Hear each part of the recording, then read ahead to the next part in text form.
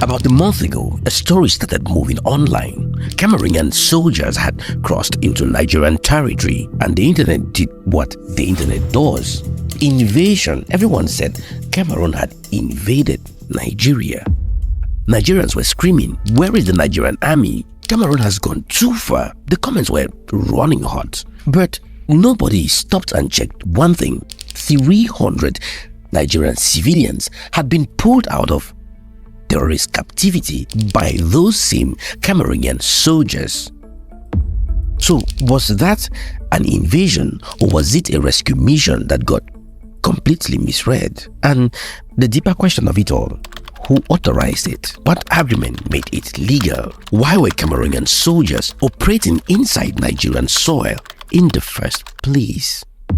Because once you start pulling that thread, this story simply stops being about Cameroon and Nigeria and starts being something else totally. 3 countries deep in the Sahara, a decision made 2 years ago, and a blueprint that their neighbors are now quietly copying. Now, give me some few minutes, because the answer to what happened in Borno State was written 3 years ago in the Sahara Desert by 3 countries nobody was paying attention to. The Cameroon Nigeria border is about 2,000 kilometers long. And when armed groups are going across this border, they don't see a border.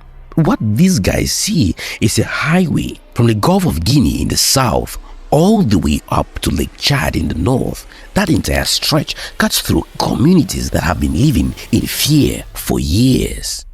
Now, I want you to picture a village sitting right on that border.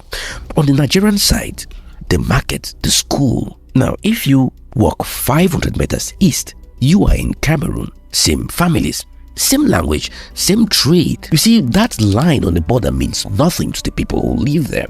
But for Boko Haram and ISWAP, that line is everything, because both armies had to stop at it. Now, I want you to look at this scenario. A Boko Haram unit hits a Nigerian village. The Nigerian army responds. The fighters turn and run 500 meters across the border, and suddenly they are untouchable. They who, that's the Tero, are untouchable because they are now in the Cameroonian territory. The Nigerian soldiers hit that invisible line and stop. And that's not because they can't fight. It's simply because the law stops them. That structural gap, a colonial border design that was never built for this kind of threat, kept that escape route for over a decade. And the Tero knew it. They used it. Thousands of civilians paid for it until someone decided to close it. Now, I need you to travel north with me, deeper into the continent. The Sahara Desert is 2023. Mali, Burkina Faso and Niger, 3 landlocked nations. Now, each had just gone through a military takeover. Each had just pushed out French troops. Each was bleeding from jihadist violence that had been escalating, not slowing, for a full decade. A joint security force backed by France, the EU, had been running in this region since 2017. Billions of dollars, hundreds of summits, very professional logos. And the violence keeps spreading anyway. So these 3 countries did something that surprised so many people. They stopped waiting and started building. We all know what happened next. In 2023, these countries formed the AES, which is the Alliance of Sahel States. And they didn't just write a declaration with fancy names. They actually went to work. They recruited soldiers from all 3 countries into a single force. Not "we will coordinate when it is needed." A standard unified force of 5,000 to 6,000 soldiers with its own headquarters in Niamey, its own command structure, vehicles, air assets, medical units. When that force was unveiled in December 2025, leaders handed over the flag, the weapons, the vehicles in a ceremony, because this was an institution it breathed, and the logic powering it was almost brutally simple. If an armed group moves from Mali to Burkina, you follow. If that same armed group crosses into Niger, follow them. You see, in this scenario, the borders are still on the map, but militarily, it is one theater, one mission. So, nowhere to run, The AES called it no safe haven. Now, here's what the AES actually proved. If African states treat their border region as one single security theater, if African countries stop letting a colonial map define where pursuits ends, they can corner armed groups instead of watching them escape. The idea works. So look at Cameroon and Nigeria. What do they share? A 2,000-kilometer border. The same terror groups, the exact same problem. Boko Haram and ISWAP had been running the same play along that border for years. Hit the Nigerian side, vanished to the Cameroonian side. Hit the Cameroonian side, meld back into the Nigerian, and simply press repeat. In June 2026, both countries sat down in Yaoundé and signed a memorandum of understanding on defense cooperation. Both defense ministries, both flags on the table. You see, in the deal, joint operations, real intelligence sharing, coordinated responses, logistics support, legal basis for cross-border pursuit. They took the core idea of what the AES had been doing and applied it to their border.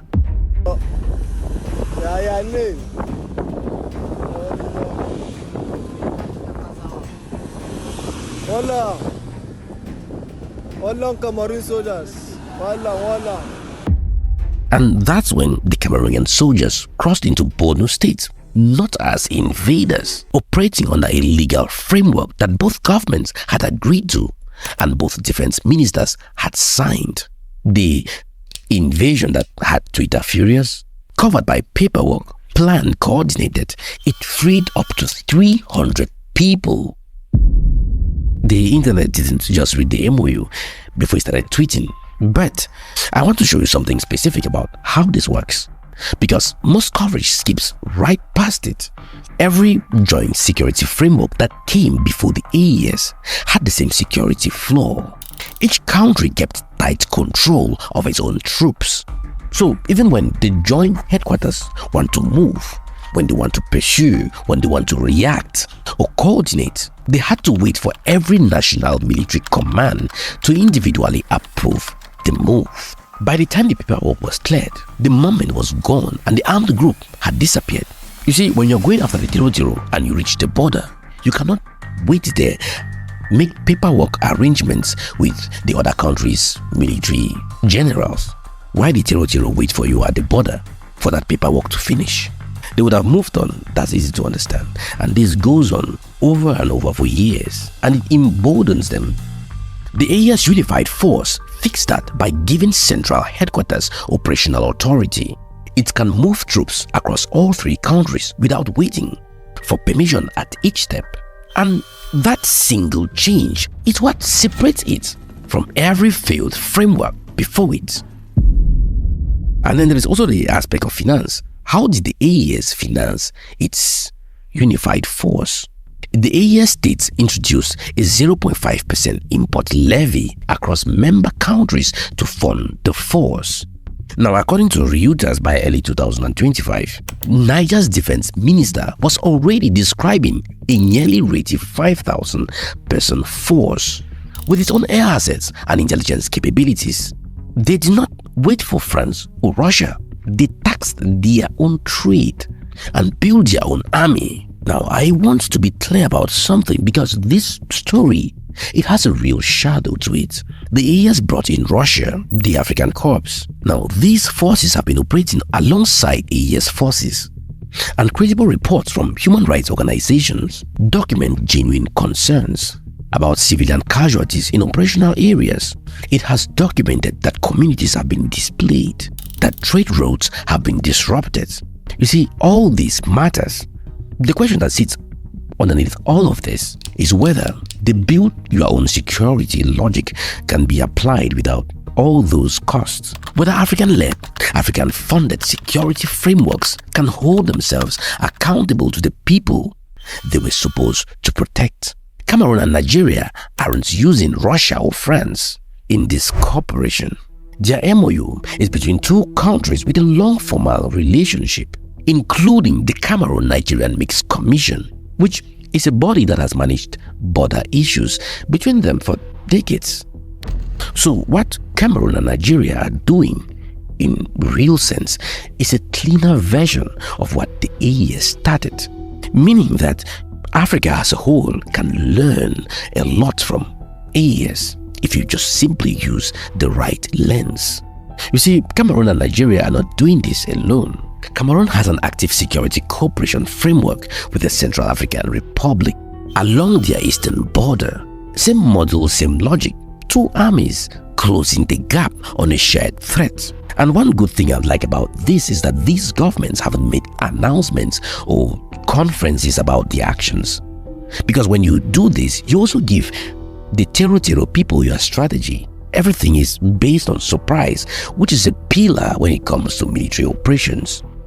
You see, when you start plotting these partnerships on a map, something becomes visible. AES is Mali, Burkina Faso, Niger. That's the Sahel. Cameroon Nigeria is Central and West Africa's most important bilateral security deal of 2026. Cameroon Central African Republic is the Eastern Front. You see, at some point, and I'm asking this as a real question, not making prediction, thus, all these connect. Chad shares the Lake Chad Basin with both Nigeria and Cameroon.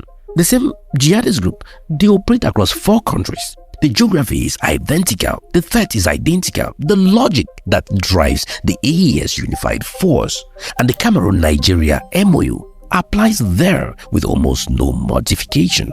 So could we eventually see a West and Central African security framework that wasn't designed in Brussels or Washington, that isn't built around ECOWAS politics, and that has nothing to do with trade bloc membership, just practical, operational coordination between states that share a common problem? I genuinely don't know. The political obstacles are real. Historical tensions between these countries don't disappear because there is a shared enemy. You see, sovereignty in Africa is still a very sensitive thing, even when people are renegotiating what it means in practice.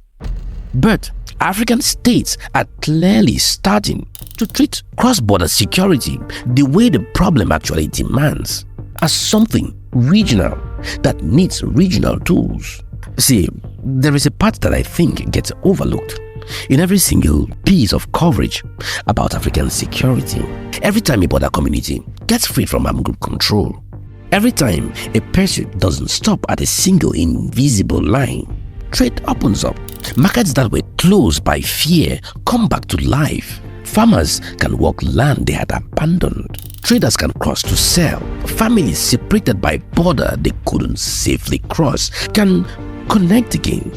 There are communities along the Cameroon-Nigeria border, some of the most economically active zones in Central and West Africa, that have been functioning at a fraction of their potential because the border was a conflict zone. When the soldiers closed the gap the Tero people relied on, those soldiers are not just doing security work, they are reopening. That's the part nobody writes about. Okay, let me come back to where we started. 300 civilians freed in a coordinated operation by soldiers from 2 countries that once had one of the most contested border disputes in African history. We all remember Bakassi, a dispute that was serious enough that went all the way to the International Court of Justice in The Hague. And now those same countries are running joint operations to protect the people living on that border. You see, I'm not going to oversell this. One MOU doesn't end Tero operations. 6,000 AES troops don't stabilize the entire Sahel overnight. These are deep problems with deep roots, and they have been growing for decades. So a signing ceremony doesn't close that. But the direction is real. What strikes me most is that this started with 3 countries the world had basically written off. Niger, Mali, and Burkina Faso. The world people didn't want to hear about them. They were the one who started this blueprint that is going to save other countries across Africa. The AES did what they did, and their neighbors watched and started building their own version. You see, there is a Swahili proverb, Umoja ni nguvu, utengano ni udhaifu, which simply means unity is strength, division is weakness. These armies aren't quoting that proverb in the conference rooms. They are applying it on the field.